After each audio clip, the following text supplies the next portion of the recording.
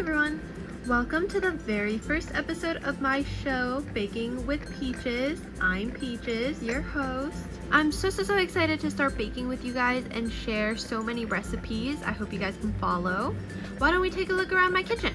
Over there we have the microwave along with some cabinets. And then here we have the oven and the stove. And then moving over here we have the sink along with some extra cabinet space. And then here is my table where I bake. So today we're gonna be making butter cookies.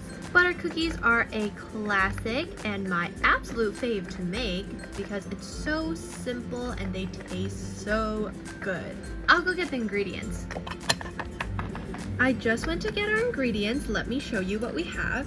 So we have 1 cup of butter right here, or 2 sticks. And then we have 2/3 cup of brown sugar here. And then we have 1 egg and 1 teaspoon vanilla extract. It's just in its bottle right now. And then we have 1 teaspoon salt right here. And then 1/2 cup of regular granulated sugar here.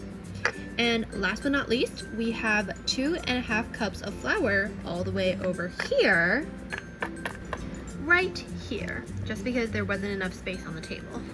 Okay, so now what we're gonna do is move our ingredients to the side so we have some room to work. Okay, so now that I moved the ingredients to the side and switched to this setup, we can start making the cookie batter now. We're going to be making it in this very bowl because this is the only one big enough. If you're someone who tends to make a mess, I would strongly suggest wearing an apron so your clothes don't get dirty. That's not necessary for me though. So without further ado, let's get started. First things first, we're gonna take the butter and mix it with the brown sugar. Make sure that the butter is at room temperature so that it's the correct consistency when you're mixing. If it's not, then you'll have a really hard time creaming it with the sugar and the dough won't be the right consistency that we want it to be. If you keep your butter in the fridge like me and you forgot to take it out beforehand to let it soften up, what you can do is put it in the microwave for a little bit. But just make sure it's not in there for too long because we don't want melted butter for this recipe. For a whole stick, I'd say you can put it in for 15 seconds and see how it is and see if you need to put it in for a little bit longer.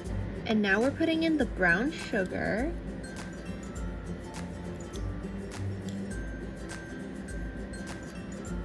And mix it together. If you make a mess, make sure to clean it up right away if you can.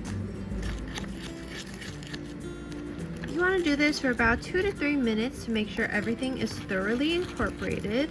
Once that's done, you can add your egg and vanilla extract. Be careful not to get any eggshells in there. This is the vanilla extract. And now we mix again. Now this step will thin out your batter quite a bit, but don't worry because it will thicken right up when we add the flour. Speaking of flour, that's the next step. We're now going to add the flour and salt.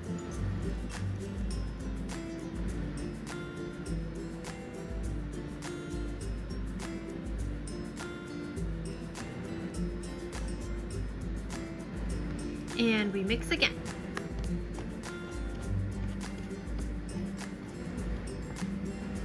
If it gets a little bit harder to mix near the end when the dough starts to stiffen, you can definitely go in with your hands a little bit.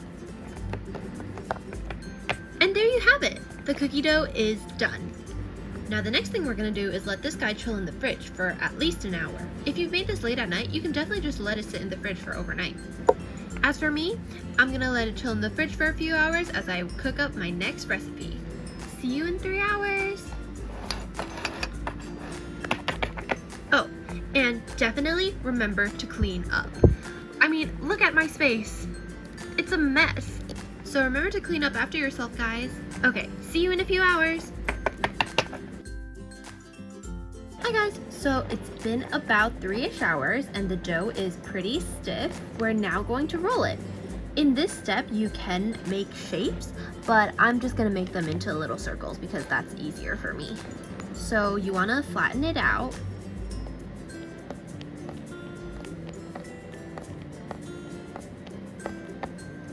And that's the part where you can cut a few cute shapes.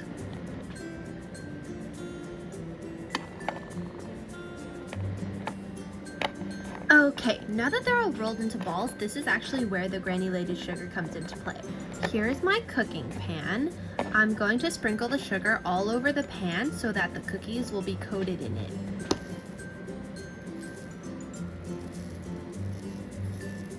This just gives the cookies a nice extra crunch and a little bit extra sweetness. The cookies themselves actually aren't too sweet because there wasn't too much sugar put into it, so I think this is the perfect addition. Okay, now that all the cookies are on the baking pan, we're going to preheat the oven. Oven is right here behind me, and we are going to preheat it to 350 degrees Fahrenheit. While that's preheating, we should talk a little bit. I'll tell you a little bit about myself. So I am a pink otter. I'll do a twirl. And I've been baking ever since I was a kid. I absolutely love baking. My mom opened a bakery, so that's how I came to love baking so much. Next time I definitely want to make a cake with you guys, or cupcakes. A personal favorite lately has been meringues, but those are a bit tricky to make, so maybe we should save that for a later episode. What's your favorite sweet treat? Oh, I think the oven's done preheating. Let's open the oven. And let's put the cookies in.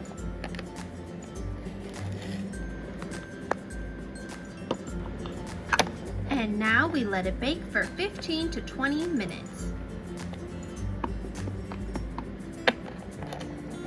And now we wait. Hi guys, I'm back and the cookies are ready. The kitchen smells amazing. I wish you guys were here to smell it because it just smells like butter and milk, and it just smells so good. I'm so excited to try them. Let's take them out.